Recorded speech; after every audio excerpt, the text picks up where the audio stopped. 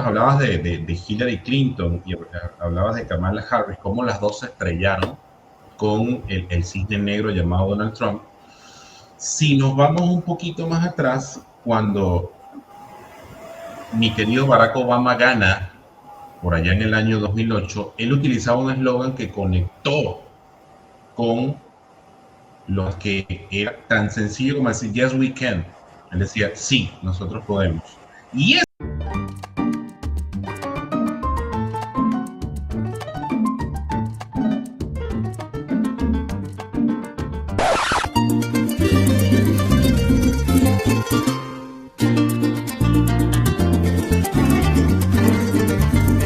hola, hola, mis queridas amigas y amigos. Les saluda nuevamente su querido y adorado Greg Max 33 en un nuevo programa de Entre Mates y Arepas. Bueno, que al final no me he comido la primera arepa, sino que he tomado solo cafecito. Bueno, por respeto a ustedes, porque vamos, comerse una arepita en público los va a tentar a que vayan a comer arepas y si no tienen la oportunidad, bueno, ahí tienen el detalle.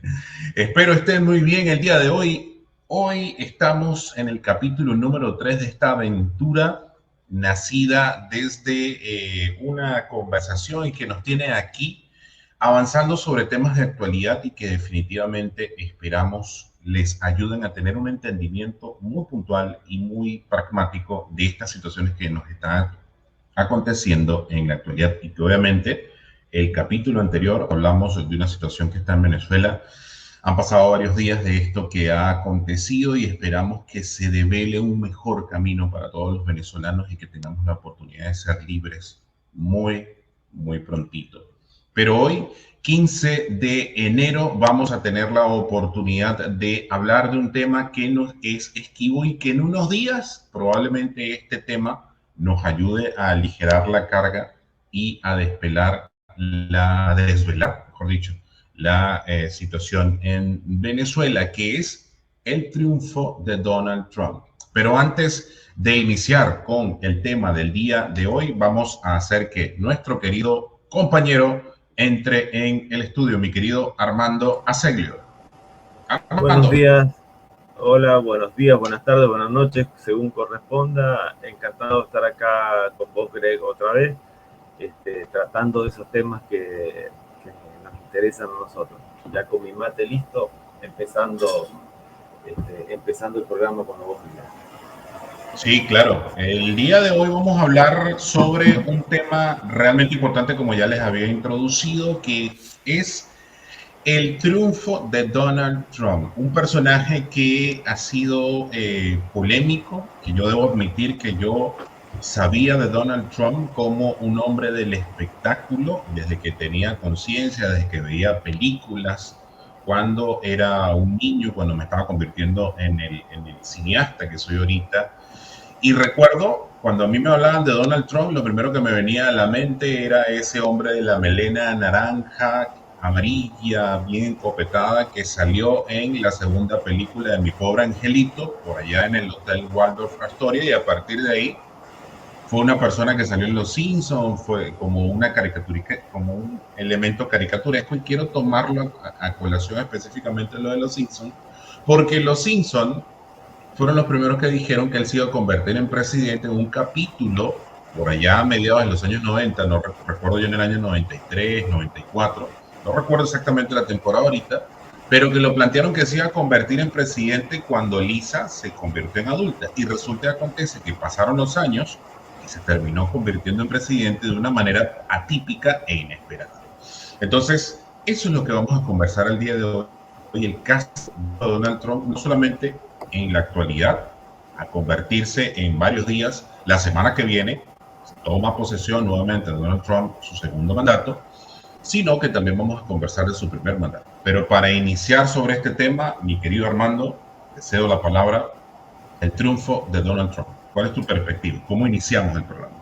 Mira, para mí, sería muy largo de exponer, digamos, la evolución que ha seguido la política a través de los medios de comunicación. Vos tenés una evolución de la prensa escrita a la radiofonía, primero, el marketing político, que es mi especialidad, digamos así, da esta perspectiva, la evolución de la política desde la prensa escrita a la radiofonía en la famosa crisis de los años 20.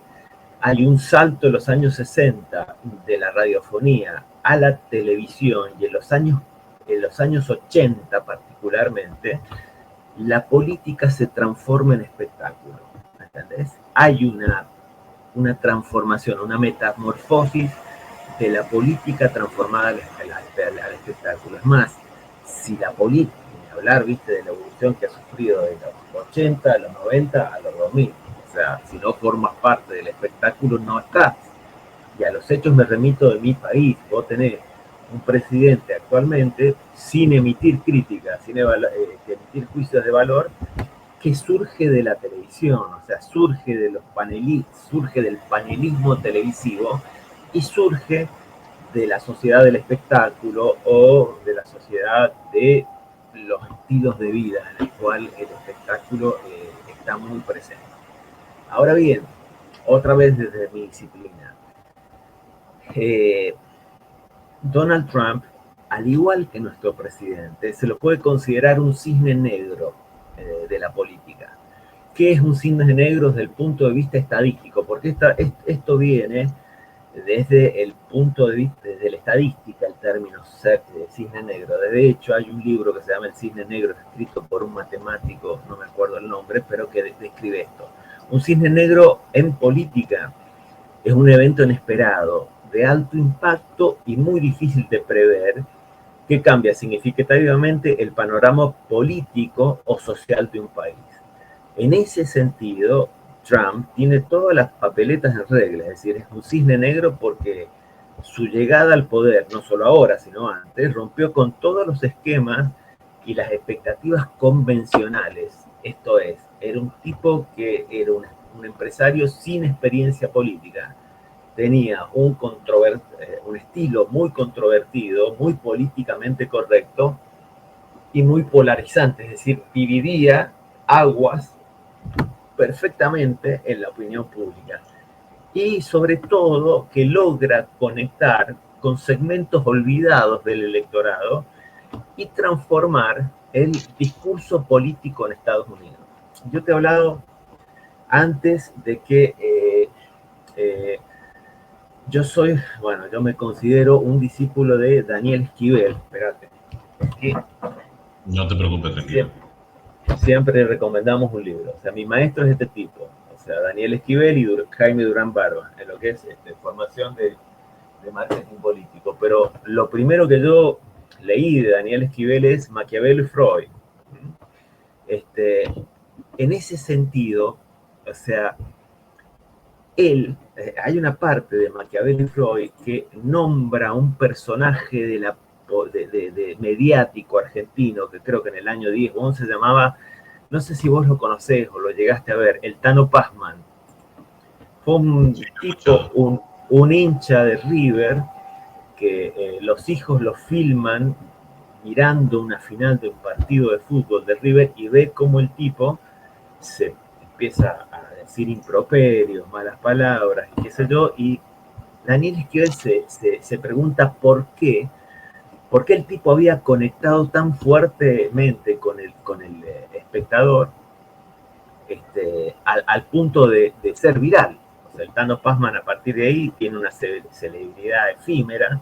Andy Warhol decía en el 2000, todos vamos a ser famosos por 10 minutos. Bueno, tuvo sus 10 minutos de fama. Pero analiza la cualidad comunicativa. Yo los invito a los que nos estén viendo a poner en YouTube Tano Pazman.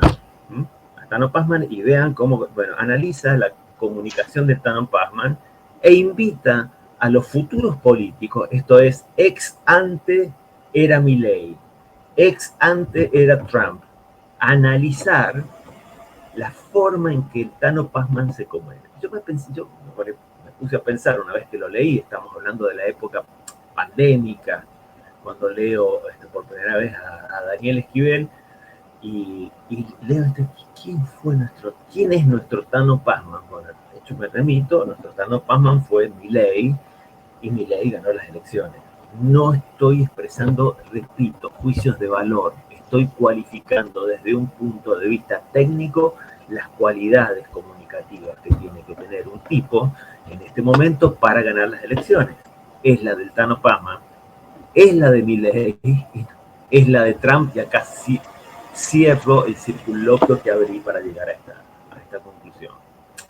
Además, el impacto de Trump alteró la dinámica de la política global, mientras que ha habido una tendencia hacia la política mundial se divide en globalistas versus nacionalistas, pero Trump, sin dejar de ser liberal, entre comillas, para mí aplicó una máxima del liberalismo que muchos han olvidado, que es que el Estado tiene que intervenir allí donde los ciudadanos, los privados no quieren, no pueden o no deben intervenir. Redefinió las estrategias de política internacional de Estados Unidos y, siendo caracterialmente un tipo más beligerante que Obama, tiró mucho menos bombas que Obama, mató mucho menos gente que Obama, y retiró tropas. ¿Qué quiero decir? Los demócratas no han tropezado una vez con la misma piedra, han tropezado 2 veces con la misma piedra, y esa piedra se llama Trump, porque subestimaron 2 veces la capacidad de Trump para conectar emocionalmente con votantes descontentos, especialmente de la clase trabajadora. Los demócratas enfocaron y esto me llena de estupor, ¿entendés? Si yo hubiera sido un asesor demócrata, hubiera hecho un análisis, ¿entendés? De la campaña de Hillary Clinton, y tenés al mismo tipo delante, no puedes cometer los mismos errores. Te hago un inserto sobre tácticas de marketing. Cuando vos detectás en el campo del marketing político un cisne negro, una persona típica, un cisne negro en la política, como el Trump, como el Milei, vos obligadamente en la campaña estás, desde el marketing político, estás obligado a hacer un FODA de tu contrincante. ¿Qué es lo que es un FODA? Fortalezas, debilidades, amenazas y oportunidades. Lo haces del partido, lo haces de los candidatos, o sobre todo del candidato al cual estás gestionando la campaña. Ahora bien, en la campaña de Hillary Clinton, obviamente le hicieron un FODA a Trump y trataron de pegarle en las debilidades. Ahora bien, a partir de Trump y a partir de Milei y a partir de personajes como Bolsonaro, la episteme o los conocimientos del marketing político mudan, porque se está estudiando el fenómeno de estos cisnes negros. ¿Y qué te dice el marketing político? Mira, si vos detectás en política que tu adversario más fuerte es un cisne negro, no le tenés que pegar en las partes débiles, le tenés que pegar en las partes fuertes, en la línea de flotación. Y ahí viene mi pregunta. Los demócratas cometieron 2 veces el mismo error, ¿entendés? Enfocaron su campaña en atacar ese carácter exuberante y ese estilo políticamente incorrecto, en lugar de ofrecer alternativas claras a las preocupaciones económicas, culturales y de identidad que movilizaran a sus masas. Además de esto, no lograron contrarrestar efectivamente la narrativa populista ni la percepción de desconexión entre la élite demócrata y el pueblo olvidado. En este sentido, Kamala Harris desperdició una oportunidad de oro, pero la desperdició desde el momento cero que asumió la vicepresidencia, de construir y usar esa vicepresidencia para construir un perfil político sólido y dejar un legado claro y que fuera ampliamente claro, prístino, concreto, que fuera ampliamente percibido, no solamente por la propia tropa, sino por la tropa de los indecisos, que son aquellos que te giran la aguja o que te definen una elección. Es decir, si yo hubiera sido parte de los jefes de campaña del Partido Demócrata, le hubiera pegado sea, si hubiera estado en contra, ¿no?, de Trump, hubiera pegado directamente la línea de flotación a Trump. ¿Y cuál sería la línea de flotación de Trump? Trump es el epítome del self-made man americano, es decir, el hombre que se hizo a sí mismo, el empresario exitoso. Sucede algo, Daniel Esquivel dice eso, o sea, cuando vos estás votando a un candidato, lo que estás votando es subconscientemente una proyección mejorada de vos mismo reflejada en ese candidato, ¿entendés? Ese es el deleite psicológico que hay detrás. Entonces, le hubiera pegado en la línea de flotación. ¿Y cuál es la línea de flotación de Trump? Me pongo en asesor, no estoy emitiendo juicio, ¿entendés? Porque si yo me pongo en Armando Segui en persona, hay que llegar ahí. O sea, hay que llegar a ser presidente 2 veces de la potencia más grande del mundo. Es como cuando critican al Papa Francisco, está bien, está todo bien, tiene sus zonas oscuras y todo, pero tenés que tener una muñeca política importante para llegar ahí, ¿entendés? Más allá del Espíritu Santo. Claro, es así. Entonces, me hubiera pegado en el hecho de que no es tan self-made man, porque él recibió mucho apoyo de su padre para constituir sus primeras empresas, y sobre todo tuvo durante el desarrollo de la vida económica, empresarial de Trump, hubo muchos claros oscuros, más oscuros que claros, ¿entendés? Sobre todo quiebras que han sido fraudulentas, cuestiones positivas.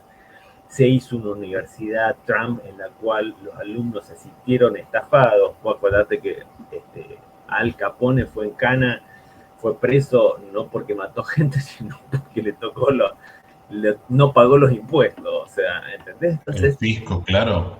Claro, ¿viste? Entonces me pregunto todo, loco.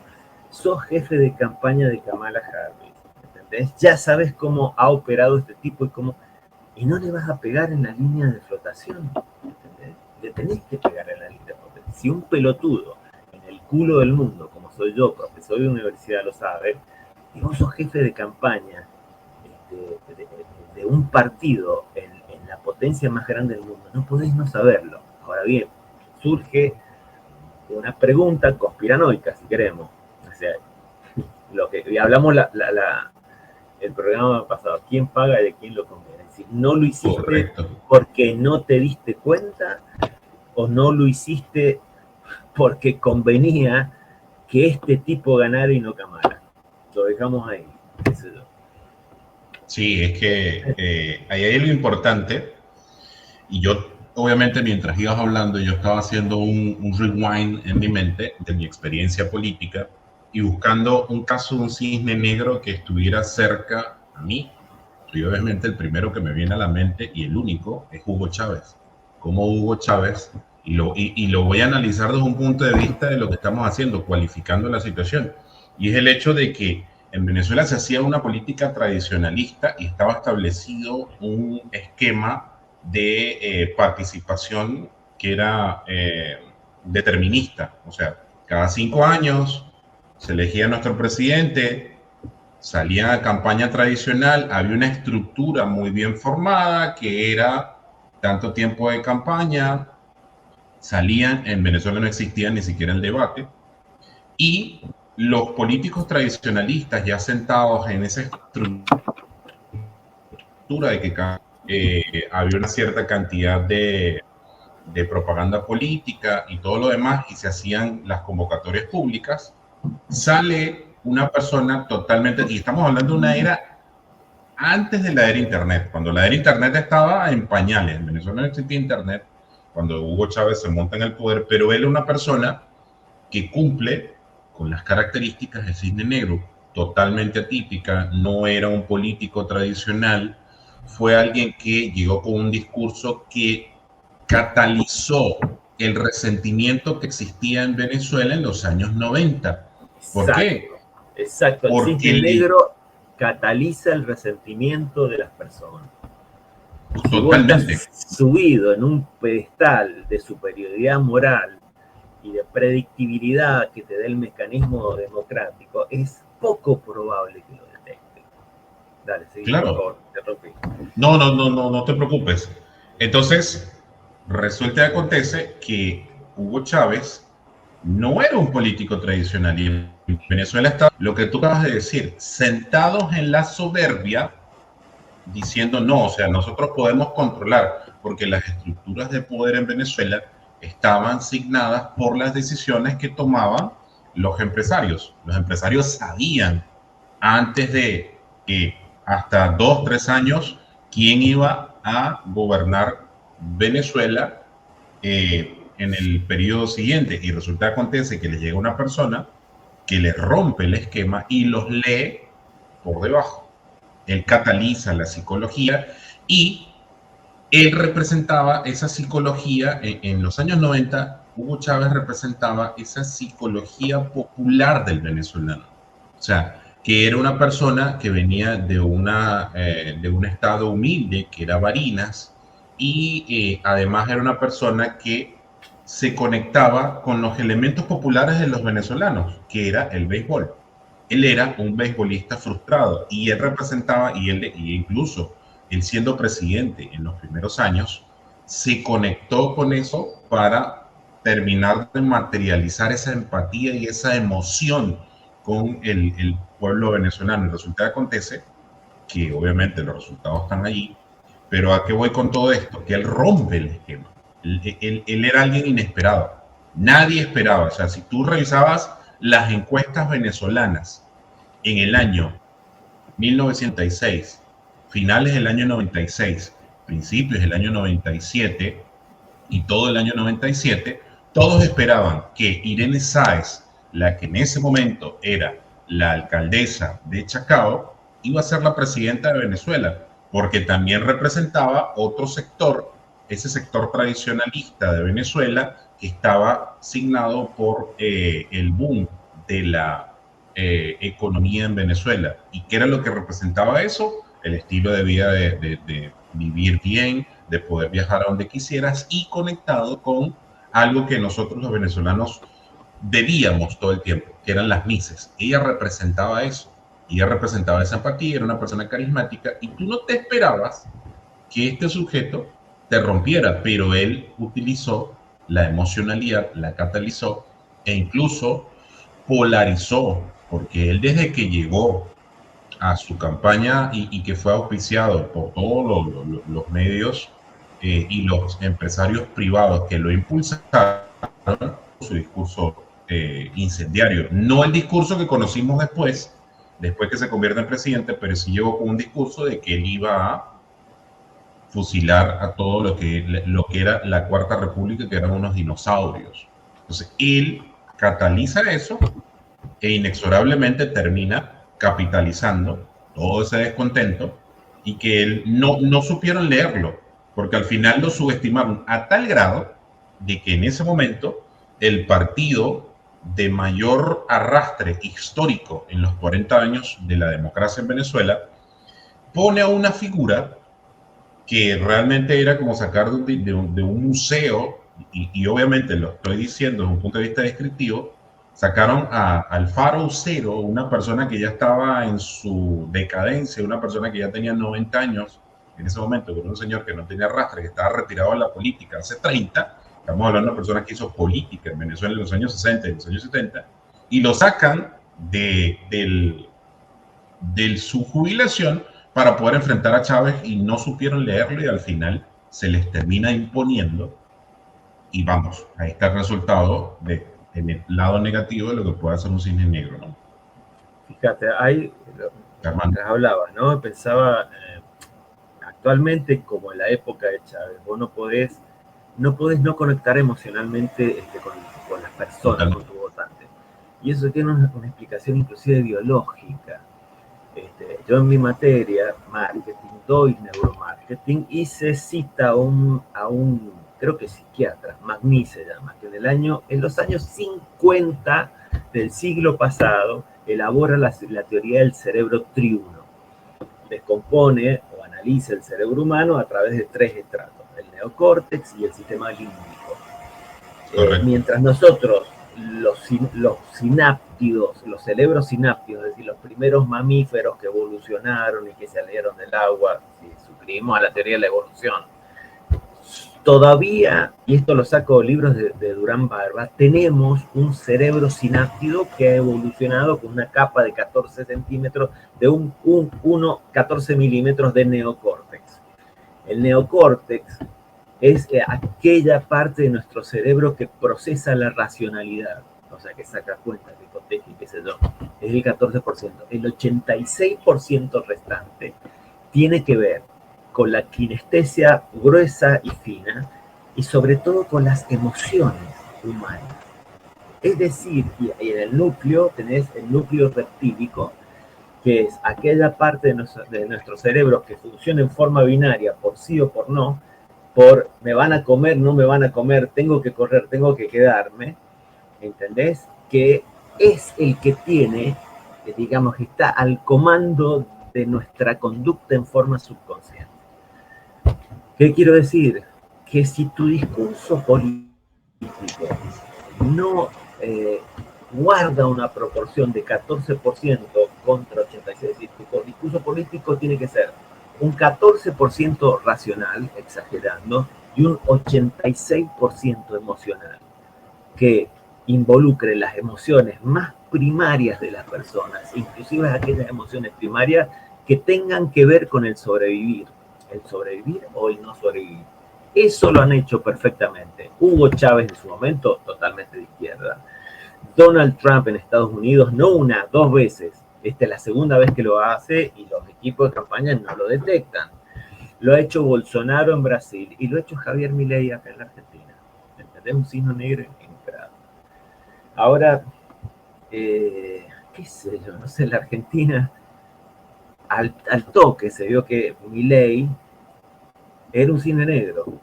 Entonces, si yo hubiera estado en el equipo de campaña enfrente de Milei, le hubiera pegado en la línea de flotación. Esto es, había un economista argentino que se llama Guillermo Moreno que no estaba en el partido peronista en ese momento. ¿Qué hubiera hecho? Y le hubiera soltado un Rottweiler como Moreno, que tenía las mismas, era economista, tenía las mismas, digamos, cualidades caracteriales de Milei, es decir, es un tipo muy efusivo, y él hubiera, bueno, ¿por qué no lo hicieron? Son cosas que Soberbia. Es no, que tú sí, te pones a analizar. la política, sí, la política está muy atravesada El por los egos. discurso era Por los eso. egos. ¿Entendés? Claro, pero Greg, ellos era de estaban confiados manual. de que, en el caso particular argentino, estaban confiados. Claro. Es de manual, Greg. O sea, cine negro, línea de flotación. O sea, no puntos débiles, puntos fuertes. Y tenés que mandarle un tipo o hacerte asesorar a un tipo que sepa profundamente de economía política, profundamente de historia. Guillermo Moreno lo tenía, no lo usaron. Había constituido un partido. ¿Por qué lo hicieron o no lo hicieron? Bueno, no sé. Sigamos, si querés, analizando las causas del fracaso de los demócratas. Los demócratas en esta y en la otra oportunidad no llegaron a consolidar una narrativa propia. No logró Kamala Harris, careció, es decir, tuvo logros tangibles, pero en los temas que lideró, pero no logró comunicarlo y no logró comunicar emocionalmente esos logros tangibles con los votantes. Es decir, Harris no tuvo una estrategia desde su inicio de gestión al lado de la presidencia, no tuvo una estrategia de comunicación definida, al menos de mi punto de vista, y dejó pasar una oportunidad única que, llegado el momento de llegar a una elección, lo podría haber sacado como cartas sobre la mesa. Ahora, si seguimos enumerando los errores que cometieron, sea los demócratas, sea con Hillary Clinton, sea con Kamala Harris, bueno, uno de los primeros errores fue subestimar el apoyo popular a Trump. Es decir, se subieron al pedestal de la superioridad moral e intelectual y consideraron a Trump como un outsider de la política. Dos veces lo consideraron, Greg, la primera y la segunda vez. Que Totalmente. como un outsider de la política, que no iba a pasar nada, y eso lo utilizó Trump a su favor. Después hubo una desconexión clara con la clase trabajadora, la working class, y esto es una paradoja si estamos hablando de los demócratas, porque los demócratas son progresistas y se supone que deberían tener una conexión clara con las aspiraciones de la clase trabajadora. Es decir, en ambas campañas, sea la de Hillary que la de Kamala, no lograron contactar o captar las preocupaciones económicas y culturales de la clase trabajadora. Y aquí después voy a traer a colación un eslogan de la campaña de Clinton del 92, creo que era, es la economía, estúpido. En este caso, en las campañas de Trump, ese eslogan sería, no es la economía, estúpido, hay razones culturales también. Trump ofreció un mensaje directo que apelaba justamente a ese resentimiento y a las preocupaciones de las comunidades, de la clase trabajadora, mientras que los demócratas estaban enfocados en cuestiones de identidad que no resonaban con este grupo. Y ahora mencionamos la palabra identidad. Hubo en ambas campañas un foco excesivo en la identidad. Sea tanto Hillary como Kamala fueron presentadas como símbolos del progreso e inclusión, pero esto se tradujo en campañas que priorizaron mensajes como la economía o la seguridad. Este enfoque alienó a los votantes indecisos y amplió la percepción de que los demócratas estaban desconectados de las preocupaciones cotidianas de la mayoría. También faltó como te dije, una narrativa emocionalmente conectada. Es decir, vos tenés que elaborar un discurso que vaya directamente o que conecte con el sistema límbico reptiliano de las personas, si hablamos en términos de neuromarketing. Mientras que los discursos de Kamala Harris y de Hillary Clinton eran extremadamente racionales, muy explicativos, Trump salía con eslogan como Make America Great Again o el famoso Proudly Made in America. Y con esto logró la conexión emocional con los, entre comillas, olvidados de la economía. Por otro lado, sí, además, otra ventaja, otra de las cosas que yo observaba, ¿no? La comunicación no tiene un contrario. Vos no podés no comunicar. Comunicás a pesar de vos mismo. Si yo en este momento me siento así delante de la cámara, estoy comunicando a pesar de mí mismo. Y esto lo sabía y lo manejó perfectamente. Y sea Hillary que Kamala no anticiparon ni la forma de comunicar. O sea, Trump es agresivo, pero es controladamente agresivo. Vos observar los debates, yo he observado bastantes debates, el tipo jamás se saca, es decir, tiene una ira y una agresividad controlada. Jamás se sale de los límites manejables de la agresión, cosa que sí sucedió con Hillary y con Kamala en los debates que sostuvieron. También es otro error, fíjate, que cometieron los demócratas y que ya lo habían cometido en la época de Reagan, campaña de 1980, que es que se concentraron excesivamente en las grandes ciudades industriales y olvidaron a los votantes de las zonas rurales y suburbanas, que fue donde Reagan en el 80 consolidó sus bases y Donald Trump, sea en la campaña de Hillary, sea en esta campaña, logró calar, ¿entendés? Y otra vez el hecho, viste, de la superioridad, montarse en la torre de marfil desde su superioridad moral. Si hablamos de Reagan, que era un actor liberal, conservador y qué sé yo, Reagan fue, digamos, desde el punto de vista del marketing político, es el creador del storytelling político, del contar historias para meterte un mensaje, digamos así. Storytelling es contando una historia, sería en inglés. Y Reagan en su discurso contaba historias sobre granjeros, sobre mecánicos, sobre gente común que llegaba o conectaba emocionalmente, muy emocionalmente, con la gente, con el votante, pero sobre todo si estás en una campaña con el votante indeciso, aquel que no sabe quién va a votar y que va a decidir el voto en última instancia.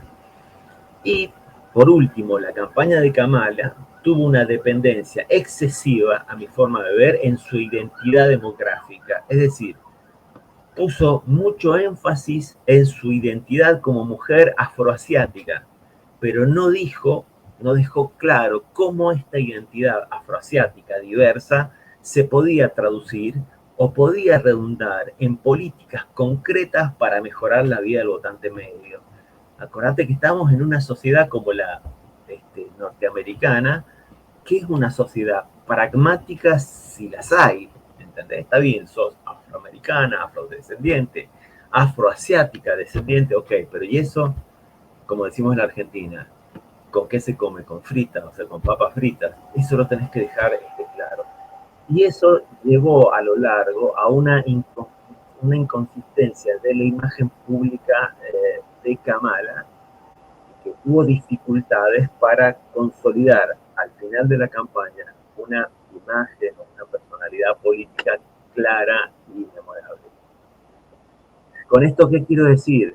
Con que más que una victoria, la de Trump, no supo, o sea, consolidó un movimiento que desafía los valores establecidos del liberalismo occidental. Lo dije al principio. El Estado tiene que estar allí donde los particulares no quieren, no pueden o no deben estar. Y se propuso contra el globalismo y con el famoso eslogan de campaña American First, o sea, y con el proteccionismo económico, es decir, proudly, o sea, orgullosamente hecho en América contra China, contra los embates de los líderes asiáticos, y con esto cambia la narrativa pública sobre temas también, ¿no? Sobre temas como el patriotismo, la inmigración, el comercio y la soberanía nacional. Claro, es que ahí mientras vas hablando de esa parte importante, yo recuerdo, me vino a la mente, porque obviamente todos los elementos que yo describo siempre están ligados al mundo de la cinematografía, del cine y todo lo demás. Hay una serie de televisión donde Jeff Daniels, creo que era, no recuerdo ahorita si era la serie donde el papá de los hermanos Sheen, Martin Sheen, si mal no recuerdo, sí. Hay una parte donde Jeff Daniels dice que era lo que nos hacía grandes a los americanos antes, que luchábamos por algo, que realmente hacíamos las cosas bien, que teníamos una identidad y que valorábamos lo que nosotros hacíamos dentro de América y respetábamos todo. Y eso se fue degradando a lo largo del tiempo. Entonces, el discurso de Trump, y ahí voy yo directamente, es algo que vuelve a conectar con eso que hacía grande a los Estados Unidos. Yo recuerdo a finales de los 90, principios de los 2000, entrevistaron a un militar, creo que era alemán, o creo que era español, no recuerdo ahorita, en uno de esos programas que yo veía en esa época, y él decía que los americanos estaban 500 años adelante en cuestiones de materia militar, porque ellos hacían las cosas desde una perspectiva diferente y la siguen haciendo. Pero si nos vamos a analizar el mundo actual, la balanza ha cambiado.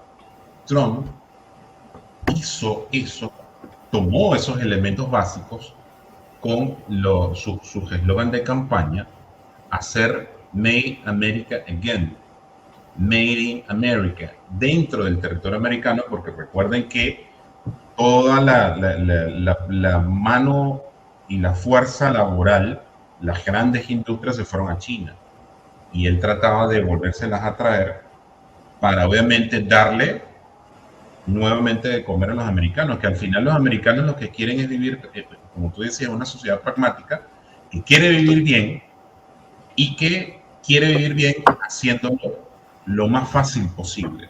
Si tú le facilitas a los americanos su vida, ellos te van a premiar por ello. Por eso personas que han estado externas Si tú analizas, por ejemplo, el caso de Elon Musk no es americano de nacimiento, él nació en Sudáfrica y se lo traen a América para que tenga la oportunidad de construir lo que ha construido. Y él le ha facilitado la vida a muchas personas con todas sus ideas que son revolucionarias. Ahora, tú mientras hablabas de Hillary Clinton y hablabas de Kamala Harris, cómo las dos se estrellaron con el cisne negro llamado Donald Trump, si nos vamos un poquito más atrás, cuando mi querido Barack Obama gana por allá en el año 2008, él utilizaba un eslogan que conectó con lo que era tan sencillo como decir, yes, we can. Él decía, sí, nosotros podemos. Y eso conectó completamente y rompió todo lo que era la tradicional, y eso se termina imponiendo, algo que no supieron leer ni Hillary Clinton ni Kamala Harris, que cuando yo las veía, por ejemplo, no, ahorita más que todo, que yo analicé a Kamala Harris trataba de presentarse como una persona muy estoica, con un discurso inclusivo, pero era un discurso muy frío. No había nada de elementos tradicionales ahí que tú dijeras que una persona... Olvídate, el estoicismo no sirve salvo que estés en una situación como la de Churchill cuando promete sangre, sudor y lágrimas. Fuera de ese contexto, claro, el estoicismo no sirve. No sirve. Es que dale, seguí, totalmente. Por favor, que te interrumpí. No te preocupes. Entonces, tú veías esa frialdad y tú decías, o sea, si yo me ponía y yo decía, oye, vamos a verlo desde un punto de vista como una persona natural, no Greg, que tiene todo el palmarés que tiene, vamos a verlo como si yo fuera el vendedor de la tienda de abarrotes, o la persona que lava carros, o el que hace el taxi o el Uber. Una persona normal, común, que hace su vida normal y común, que lo que está pensando es sacar a su familia adelante, televisión, porque no conecto con la persona. Pero si yo tengo a alguien de por medio que me dice que va a hacer a mi país nuevamente grande, que se conecta conmigo, que me va a dar oportunidades para crecer, que me va a dar la oportunidad de volver a sentir ese sentimiento nacionalista tan fuerte que tenían los americanos, oye, me vuelvo a conectar con una persona. Y eso se vio incluso en la situación que aconteció cuando se evidenció lo conectado que estaba el pueblo, ese sector del pueblo que estaba olvidado en Estados Unidos, cuando Donald Trump inclusive pierde contra Joe Biden. Cómo estaban más conectados con él. Y eso se tiende mucho a subestimar lo que es el voto popular. Y lo anecdótico es que él mantuvo su base popular. Tal cual, cuando tú analizas la cantidad de votos que sacó en el 2016 y la cantidad de votos que sacó para volverse a imponer, su base popular sigue siendo la misma. El detalle fue que los demócratas se desinfló porque la gente dejó de creer en el discurso de dos personas que no terminaron conectando. Primero, no puedo pensar en Chávez, ¿entendés? Chávez hace lo mismo, ¿entendés? En Venezuela. Claro. O sea, le dicen, volvamos a ser grande de nuevo, vamos a hacer la grande Venezuela. Chávez hace lo mismo. Es que estos mecanismos, si vos estudias marketing político, sirven tanto para la izquierda como para la derecha. Claro. ¿Entendés? Totalmente. Y es que si vamos a ser inserto, es así. No, estaba tan conectado con su base popular que sucede lo del Capitolio, lo del Capitolio, perdón. Me ve la palabra en italiano, Campidoglio, en italiano sucede la toma del Capitolio. Del Capitolio, claro. Tan conectado que sucede eso. Nada. ¿Sabes también lo que hace, o cómo se explica la victoria de Trump? Vos cuando estás en una campaña electoral, si no tenés enemigo, si vos no tenés un enemigo, vos tenés que crearte el enemigo. ¿Entendés? Claro. Y él se creó, el triunfo de él no se explica únicamente por las características personales y esta capacidad de Trump de conectar con su base electoral, sino porque hay algo más profundo y estructural que está sucediendo no solamente en Norteamérica, sino en Occidente. Ese algo al que la derecha demoniza y la izquierda a menudo niega, se ha denominado, a partir de estas elecciones, la nebulosa woke. Entender cómo este fenómeno, entender el fenómeno de la nebulosa woke y su impacto es crucial, no solo para desentrañar y entender el auge de los líderes populistas, sino también para entender las tensiones actuales entre los valores progresistas y la percepción de exclusión de estas mayorías que se sienten excluidas. Ahora bien, vos dirás, ¿qué es la nebulosa woke? El término woke sugiere del inglés coloquial, o sea, viene del inglés coloquial y originalmente significaba estar despierto o estar consciente sobre las injusticias sociales como el racismo y la desigualdad. En su contexto inicial estaba vinculado al movimiento por los derechos civiles en Estados Unidos, con un enfoque entre la igualdad y las personas y la emancipación.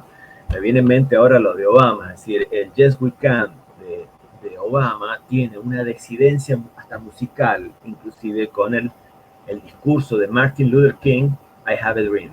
Es decir, se utilizaron, he estudiado mucho la campaña de Obama porque, y el spot publicitario de Yes We Can es una obra maestra del arte de la comunicación política. Pero volvamos a lo que es el wokismo. O sea, ¿qué es lo que es el wokismo? El wokismo lleva todas las señales de identidad de la izquierda tradicional, es decir, habla de la liberación de los pueblos, de la igualdad y la emancipación de los individuos, de la libertad y el empoderamiento de las mujeres y la libertad de las minorías sexuales, que si vos analizás a lo largo de la historia del siglo XX, estas marcas han sido faros que unían a las personas más allá de las diferencias que tenían entre ellas, y las unían en una única idea que era la de una única humanidad universal.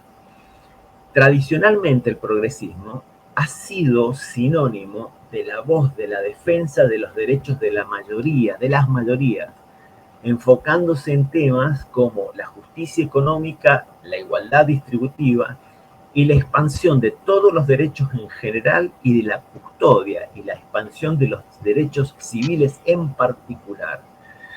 Sin embargo, y acá venimos a Kamala Harris, en las últimas décadas se ha producido un giro copernicano que se pasa de la defensa de los derechos de las mayorías hacia la defensa explícita de las identidades de las minorías. Se pasa de la liberación universal al universalismo fragmentado. Estas no son palabras mías, estoy citando a un sociólogo de izquierda brasilero que se llama Jesse Souza, que ha escrito un libro hace muy poco, que no está traducido al español y que se llama Los pobres de derecha. Entonces, el antirracismo en este contexto ya no reivindica la igualdad, sino que celebra las diferencias raciales irremediables que parecen hoy en Estados Unidos imposibles de superar. Esto es, solo un afrodescendiente, por ser políticamente incorrecto, puede comprender el destino de los afrodescendientes. Solo un árabe puede entender el destino de los árabes. Solo un latino puede entender el destino de los latinos. Hay que encontrarse, dice el wokismo, entre iguales, excluyendo a todos los demás para poder hablar de temas que hasta ayer han sido considerados universales. El feminismo ya no reivindica la liberación de las mujeres, ni la igualdad de género y oportunidades, sino que llama a las mujeres a un empoderamiento que prescinde de los hombres. No solamente eso, sino que denuncia o acusa a todos los hombres como violadores seriales o violadores potenciales. Dentro de este esquema, los inmigrantes ya no exigen convertirse en iguales a los de la comunidad de destino, sino que exigen no solo conservar sus diferencias culturales, sino que además utilizar o que se consideren estas diferencias culturales como momentos de resistencias contra los valores de la cultura huésped. Te doy un ejemplo. Los problemas que, para muestra vale un botón, dice el dicho argentino, los problemas que tiene Suecia con la inmigración en este momento, ¿no? Las minorías sexuales, ruidosas, alegres, coloridas, variopintas, ya no se limitan a exigir, hemos de considerarlas como anormales, sino que aspiran a convertirse en la norma, burlándose del viejo hombre blanco necesariamente heterosexual. Estos movimientos histórica y tradicionalmente que habían abogado por la liberación empezaron a formar acusaciones violentas y se autoseccionaron, se seccionaron y se interseccionaron, y ahí entra la imagen de Kamala Harris. La imagen de Kamala Harris solo tenía resonancia en relación con las secciones, es decir, con estas secciones: la sección de las mujeres, la sección de los afrodescendientes, la sección de los latinos, la sección del público LGBT. Y lo que produjo, o sea, lo que pasó fue seguramente que estas secciones fueron vistas por el público en general y sobre todo por el votante indeciso como fracciones políticas, como aguerridas milicias en defensa de sus derechos, y la gente les tuvo miedo.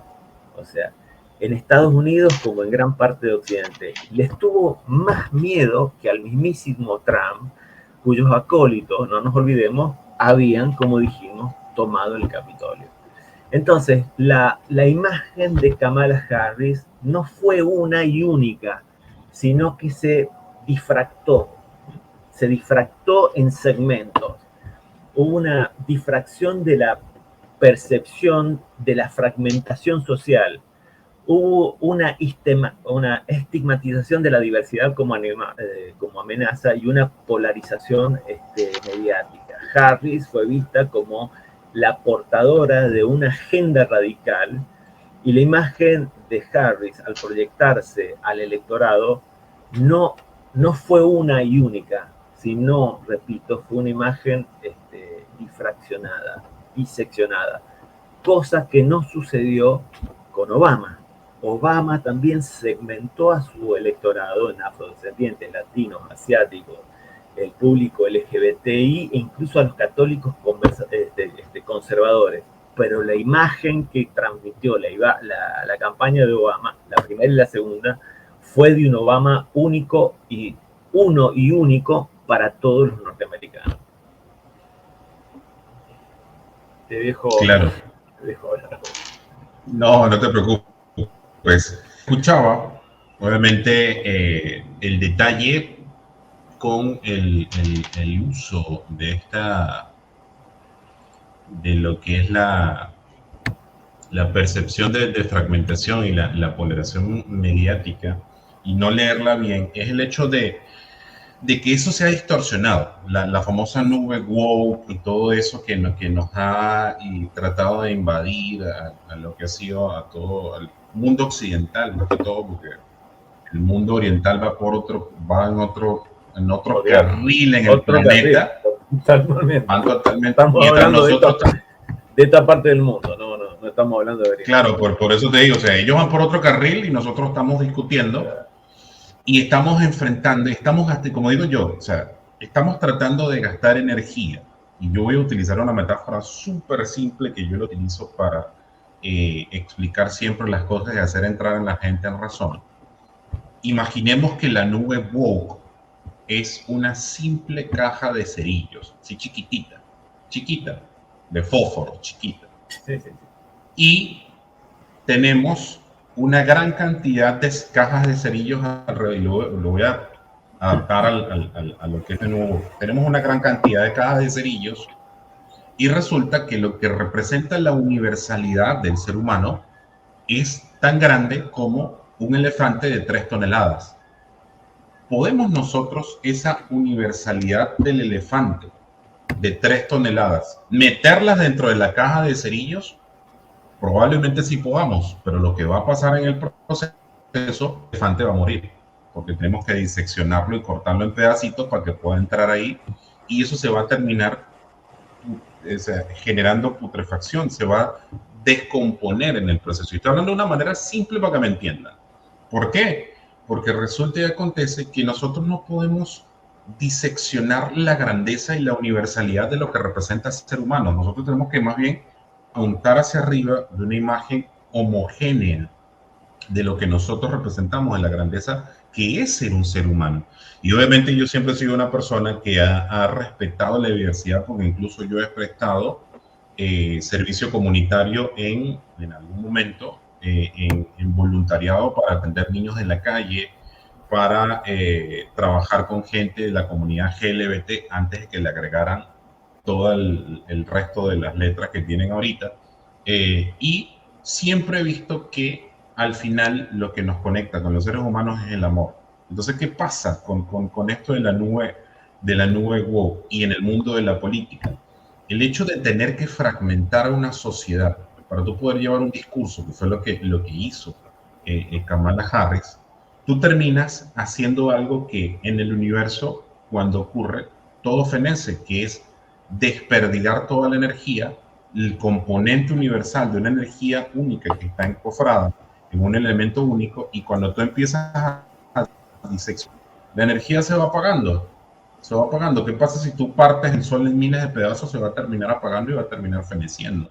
Entonces, es lo que termina aconteciendo con esta nuevo que yo digo que realmente al final todos tenemos derecho a tener una vida placentera, tenemos derecho a vivir una vida en consonancia con, pero la reivindicación de los derechos no significa que yo, mis derechos, los voy a interponer, por ejemplo, ante los derechos de Armando. No tiene sentido, porque al final somos dos personas iguales, pero si nosotros decimos que yo tengo la verdad absoluta, porque, por ejemplo, yo puedo decir que yo soy un calvo, y como calvo todos tienen que ser calvos. No, o sea, esa es la ley que me asigna a mí, y al final, si yo veo o me describo como una persona calva con barba, pero Armando todavía tiene cabello, entonces, no, Armando, yo soy una persona de cabello, sin cabello, y tú eres una persona con cabello, vamos, o sea, no tiene sentido. Pero si yo lo veo desde el punto de vista en que somos seres humanos y que somos dos personas que coincidimos desde la grandeza en lo que representamos como seres humanos, vamos, avanzamos. ¿Sabes lo que me viene a la mente mientras decías vos esto? Un pensador francés, La Rochefoucauld, no sé si lo conoces, que tiene una frase que para mí es una preciosura que habría que poner. Dice, el sentido común es el menos común de todos los sentidos. Y estamos viviendo en la era de esa frase de La Rochefoucauld. ¿Entendés? El sentido común es el menos común de todos los sentidos. Nos hemos vuelto totalmente subjetivistas y relativistas. Y eso nos está haciendo daño. ¿Entendés? Totalmente. Fíjate que vos ganás unas elecciones desde el punto de vista técnico. Estoy pensando en el marketing político. Vos tenés que tener un discurso para tu tropa, ¿no? Para los que te van a votar. Claro. Pero sobre todo tenés que tener un discurso para los indecisos, para los que no saben todavía, no saben si te van a votar o no, qué sé yo, que sea coherente también con el discurso que le da a la propia tropa. Bueno, Kamala Harris no logró eso, y sí lo hizo Obama. Obama sí lo hizo, ¿entendés? Logró ganar las elecciones con el voto de los indecisos y con un discurso progresista, porque Obama era progresista, siempre fue progresista, ¿entendés? Pero Harris no logró eso, no era, no conectó, o sea, y hubieron, fíjate vos, gente de los afrodescendientes, de los asiáticos, de los latinos, bajo amenaza de deportación, y del público LGBTIQ que votaron a Trump. Entonces, vos decís, ¿qué temieron estos votantes? Bueno, el triunfo de Trump reflejó un profundo miedo a la fragmentación social. A eso le temieron. Y a la percepción de que estas políticas identitarias tan enconadas hubieran eclipsado lo que vos decís, las luchas universales, hubieran eclipsado la percepción del elefante, que no lo podés cortar en modo tal, o sea, sí, lo podés cortar y lo podés meter en cajas de fósforos o de cerillos, como vos decís, pero lo vas a matar al final. En este sentido, Trump no solamente es un líder político, yo diría que es el síntoma de una era de resentimiento y de polarización. Su llegada al poder y su capacidad de mantener una base de apoyo, incluso tras los episodios tan mentados en nuestro discurso hoy del Capitolio del 6 de enero del 2021, él revela un fenómeno más profundo y más global, que es la alienación de los sectores enteros de la población occidental, especialmente entre quienes se sienten relegados por un sistema que perciben ajeno y hostil.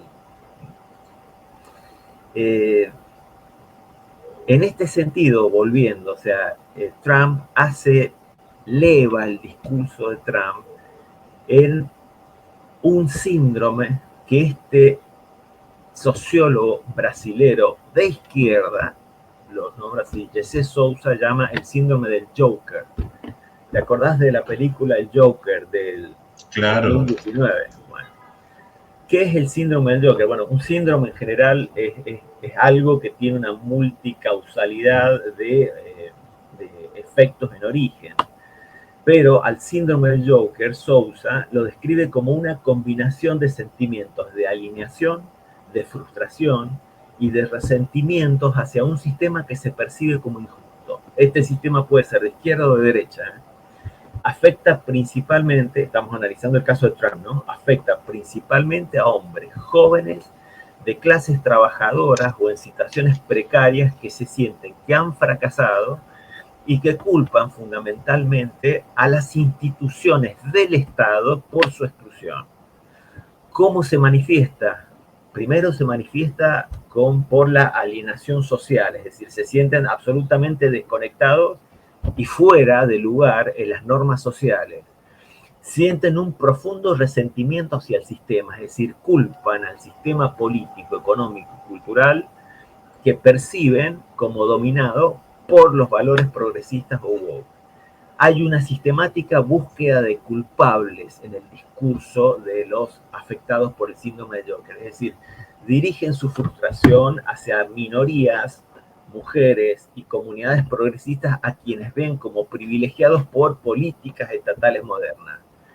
Y se agrupan o se encuentran en comunidades digitales, es decir, encuentran refugio en foros y redes sociales donde estas ideas no solo se refuerzan, se potencian y el resentimiento de estas personas crece. Si buscamos un paralelismo directo con la película del Joker, y esto lo hace Jesse Souza en su libro Los pobres de derecha, la película del Joker presenta, no sé si te acordás, a Arthur Fleck, un hombre marginado. Correcto. Que sufre una alienación extrema, tanto en lo personal como en lo social. El personaje del Joker en este sentido representa o simboliza una rebelión contra un sistema que perpetúa desigualdades y marginaliza a los individuos más vulnerables. Y el paralelismo con el síndrome del Joker puede verse entre la película y la vida real, como en la película Arthur es ignorado y rechazado tanto por las instituciones como la sociedad, lo que lo lleva a una explosión al final de la película de violencia y de caos. En la vida real, estos individuos afectados por el síndrome del Joker se sienten abandonados por un sistema que no responde a sus necesidades y que, según ellos, favorece a otros grupos que detentan determinados privilegios inocultables. Hay un resentimiento hacia el sistema en general. En la película, Arthur dirige su ira contra una sociedad que le ha fallado, que siente que le ha fallado, y desatando una reacción simbólica contra las élites representadas por Thomas Wayne. En la vida real, este resentimiento se traduce en una hostilidad hacia las instituciones políticas, económicas y culturales progresistas que crean un caldo de cultivo para sus discursos populistas. Hay una transformación en la película del sufrimiento en rebelión. En la película El Joker se convierte en un símbolo del caos, inspirando a otros a rebelarse contra lo establecido. En la vida real, ese patrón de identificación con rebelión se refleja en el apoyo a figuras populistas como Trump, como Bolsonaro, como Milei, quien canalizó esta frustración colectiva en su narrativa anti-establishment. Y acá hay una paradoja, Greg, que la quiero señalar. Si hay alguien que represente el establishment norteamericano, es Trump. O sea, si hay alguien que lo represente, claro, claro. ¿Qué vinculación simbólica tenemos con el triunfo de Trump? Bueno, el síndrome del Joker encuentra eco en dinámicas emocionales y culturales que facilitan justamente la victoria de Trump, no solamente en el 2024, sino ya en el 2016.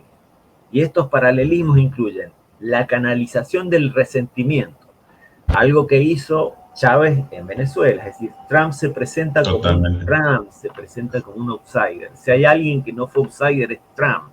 Es decir, Trump es parte de un sistema, pero se presenta como un outsider en la política que luchaba contra las élites. Y aquí hay otro inserto.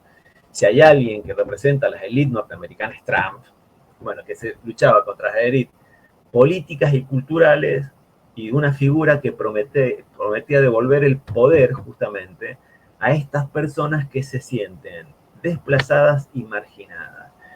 Su discurso antisistema, combinado con una retórica contra el multiculturalismo, el feminismo, el globalismo, tuvo una resonancia muy grande con hombres jóvenes alienados, especialmente en regiones de Estados Unidos afectadas por el declive económico.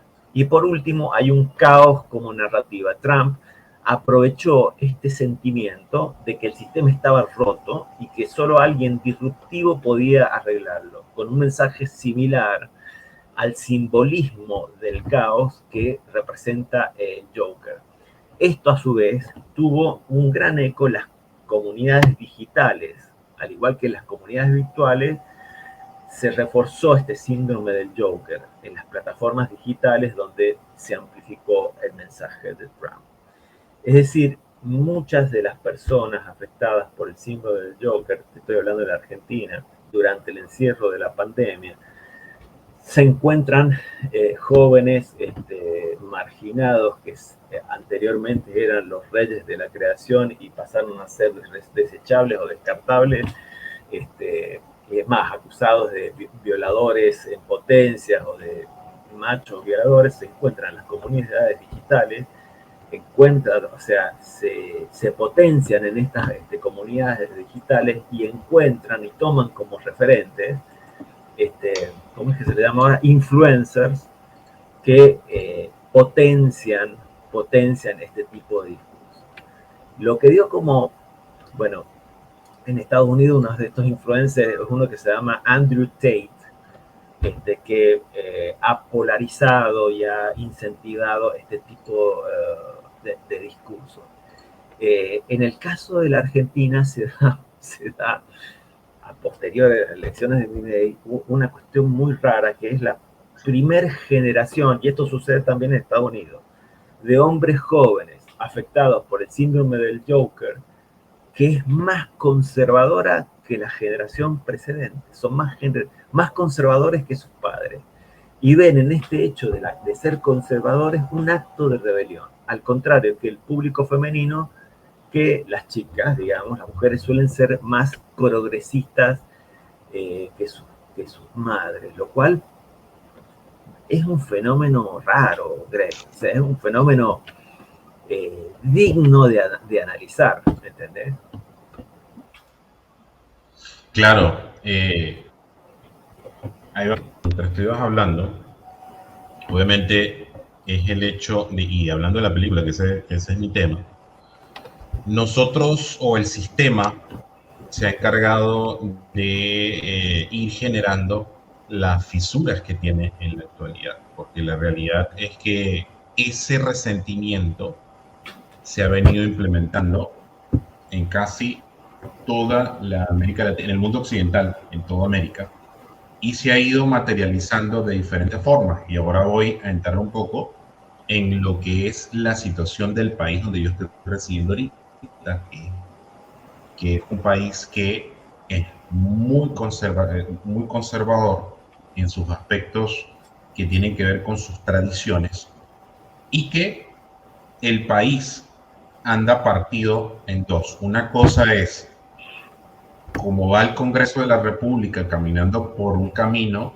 tradicional, y otra cosa es cómo va la sociedad por un lado. Pero aquí, en la actualidad, hay un resentimiento gigante contra ese sistema establecido que les ha dado una cierta estabilidad.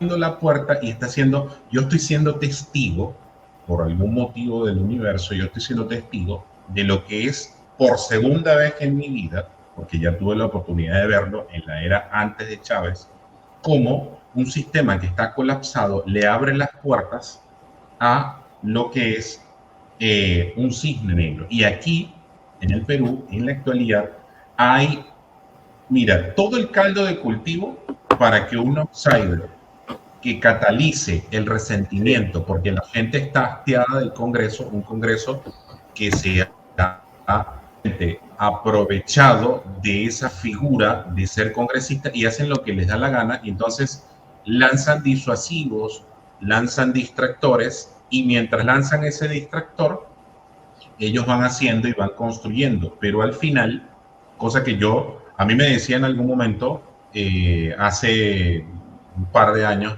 2023, para ser exactos, cuando ocurrieron las marchas aquí en el Perú, antes de eso, tú te ibas 3 años atrás y la gente decía, no, el peruano no va a protestar porque el peruano limeño vive muy bien. Y resulta que de repente salió marchas que nadie esperaba, y es producto de eso, porque aquí hay un resentimiento muy grande a un sistema que no le permite a las poblaciones olvidadas de provincia, porque el país está partido en dos. Es la verdad, cuando tú haces el análisis en frío te das cuenta de que Lima es una cosa, la provincia de Lima es una cosa, que tiene casi 10 millones de personas, y el resto de las provincias están partidas, y eso fue algo que en cierto modo capitalizó Castillo y que lo llevó al poder. Lo que pasa es que obviamente no lo supo sustentar porque era un tipo loco. O sea, idea de lo que estaba haciendo. Ese sí era verdad que no tenía ni idea de lo que estaba haciendo, pero ¿a qué voy con esto? Que aquí el sistema te va presentando, y muy probablemente, y ya yo lo he visualizado, hay muchos Arthur Fleck por ahí que están con esa efervescencia de cometer alguna locura, pero no saben cómo canalizarlo. Y yo ahorita, y quiero hacer un análisis previo, probablemente hay una persona que probablemente en el Perú está canalizando ese resentimiento, que es el alcalde y no le estoy haciendo uña a nadie, simplemente estoy haciendo un análisis político del tema que estamos hablando, que es Rafael López Aliaga.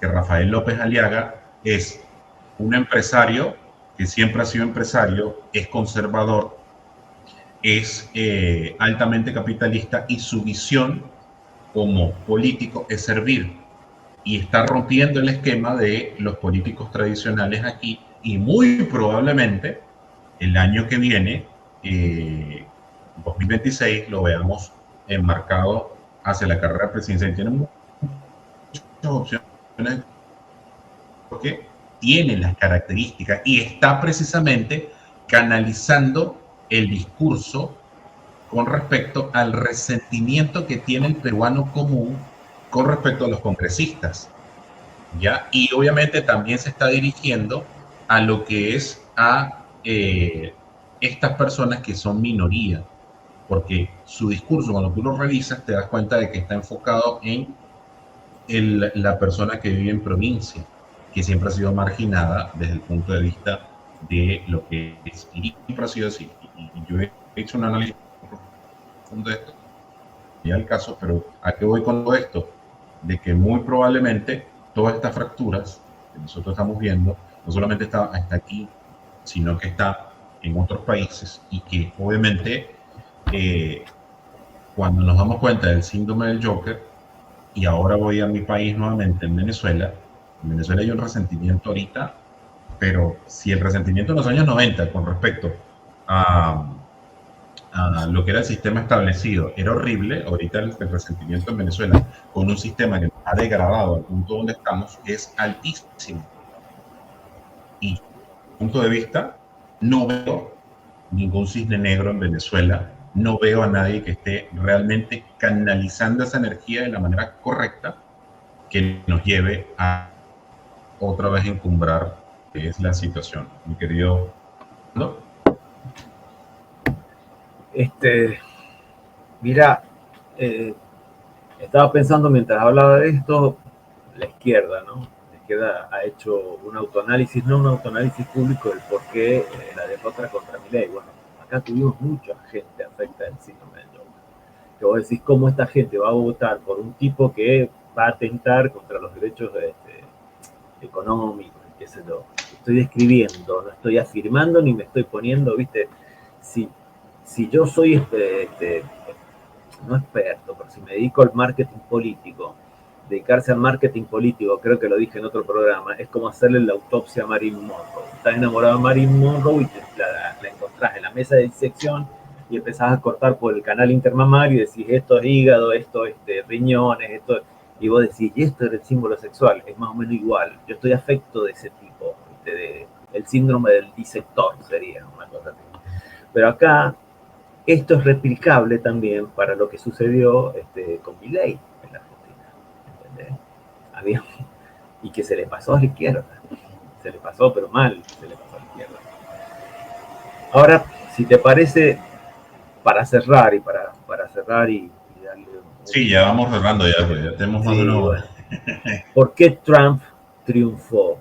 Entonces, primero, por su capacidad para canalizar el miedo y el resentimiento hacia la nebulosa woke. Su mensaje no solamente era político, sino cultural, y ahí voy a lo que dijo Clinton, el eslogan de Clinton. ¿Te acordás que Clinton decía, es la economía estúpido? Hoy se podría traducir, es la cultura estúpido, ¿entendés? Que representa, o sea, una resistencia a un cambio percibido como impuesto por la élite dominante y al desplazamiento de las mayorías tradicionales. Otro segundo factor, Trump fue un narrador simple, o sea, ofrece explicaciones sencillas para problemas complejos. Y eso es algo que un líder tiene que tener, explicaciones sencillas para problemas complejos. Esto quiere decir que, y te lo digo como profesor, los buenos profesores saben transmitir, saben reducir o traducir al fácil cosas que por definición son terriblemente complejas. ¿Entendés?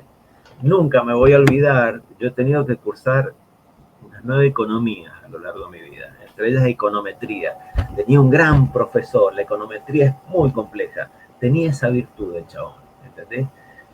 Reducía o transmitía al fácil modelos econométricos que son terriblemente difíciles.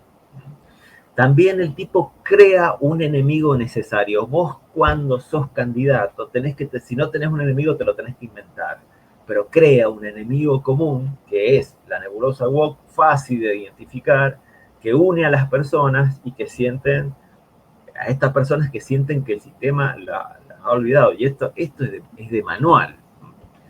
Ahí también él comunica una promesa de restauración, no solo ataca al wokismo, sino que promete devolver a sus seguidores un mundo en el que se sientan reconocidos y empoderados.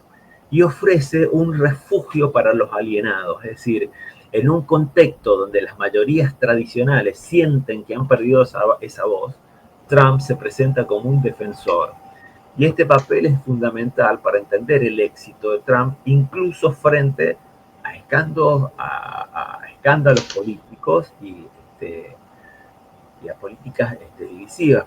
Pensemos, fíjate vos, en Clinton y Mónica Lewinsky y el caso, de si las cosas andan bien, la gente cierra los ojos y mira para otro lado, generalmente.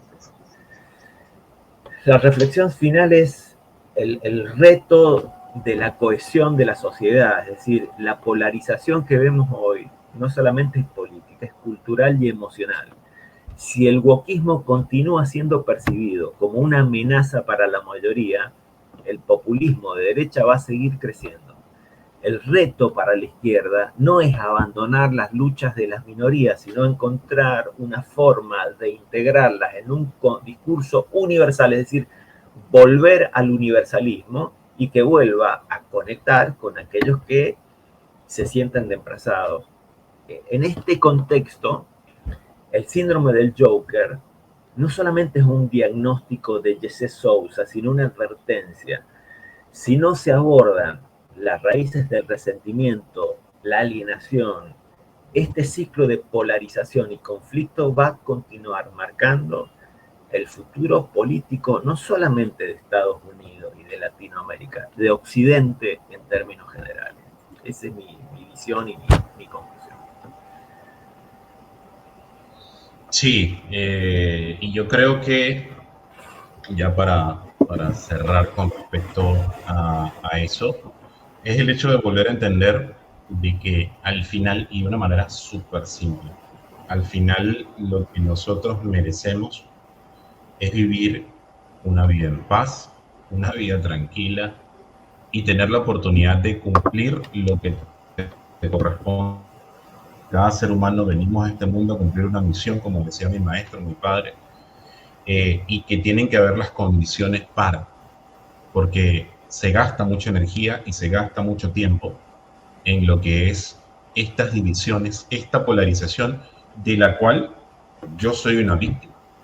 Si me pongo a analizar desde el punto de vista, yo he sido una víctima de la polarización de un país que era estable totalmente y que esa polarización llevó a que se desplazaran 8 millones de personas, la que es considerada la migración más grande de la historia, porque ya ha superado las migraciones tradicionales que han ocurrido por la guerra en Europa y en el Medio Oriente. Y lo que al final, lo que yo siempre me digo todos los días es: merecemos vivir en un mundo tranquilo, merecemos tener la oportunidad de volver a regresar, o no regresar tanto, sino a proyectar un mundo en el cual, o unos países, o unas localidades, o unas ciudades, una organización, lo que tú consideres que mejor te identifique, que no lo que considere necesario para ser feliz, porque si no, vamos a seguir en una vorágine y en una espiral que nos va a llevar a un colapso del sistema, porque al final, y eso es entropía, es simple, es entropía. O sea, si al final el movimiento que está generando una disrupción en la armonía del balance sigue, va a llegar un momento en que los engranajes se van a romper.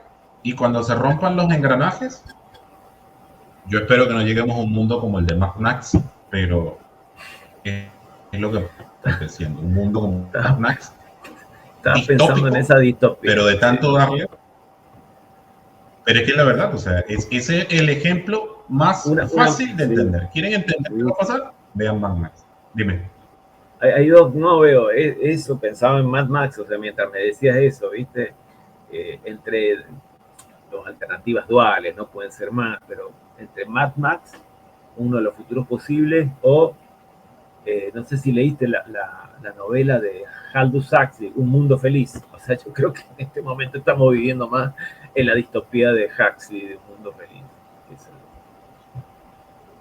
Es correcto.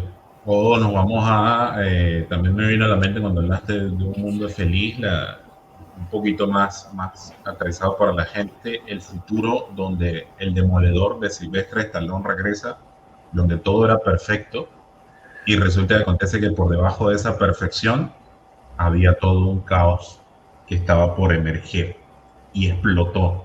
Obviamente esto es una película que tiene su punto de vista de ciencia ficción, pero a eso voy. Entonces, tenemos que apuntar y pues nada, seguir avanzando para evitar que en ese proceso entrópico no se nos revienten los engranajes, porque si no, vamos a llegar a esos finales que no son tan buenos.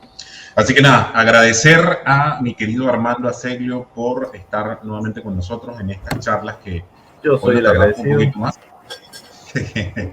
No, no te preocupes, ahí estamos para conversar y pues nada, decirle a todos ustedes que nos vemos como siempre todos los miércoles 11 de la noche, hora de Perú. Ahí obviamente están todos los horarios para todos los países de América Latina que nos están viendo. Hemos estado recibiendo mucha buena recepción, muchos buenos mensajes. Agradecerle a todas las personas que nos están escuchando y nos están alienando a seguir conversando con ustedes de diferentes temas. Les damos la oportunidad de que por favor se puedan suscribir al canal, le puedan dar like a este video porque eso nos va a impulsar a seguir creciendo, que lo comenten y en los comentarios nos dejen qué les parece, si a lo mejor somos locos que estamos hablando cosas que no somos, estamos hablando cosas acertadas, incluso dejarlo en los comentarios cuáles son los temas que ustedes consideran que vamos, ya tenemos una lista y seguimos avanzando, pero nos gustaría escucharlos para poder seguir creciendo y seguir tocando temas de actualidad. Y yo lo que espero definitivamente es que esto sea tan grande, que tengamos la oportunidad de que todos ustedes nos tengan ahí por mucho, mucho tiempo. Señores, se les quiere y se les aprecia su querido Greg Max 33, despidiéndose hasta el próximo programa la próxima semana, agradeciendo nuevamente a mi querido Armando, como siempre les digo, que Dios me los bendiga, que el universo me los llene de amor. Namaste, mi alma saluda a tu alma. Nos estamos viendo y seguimos avanzando. Cuídense mucho.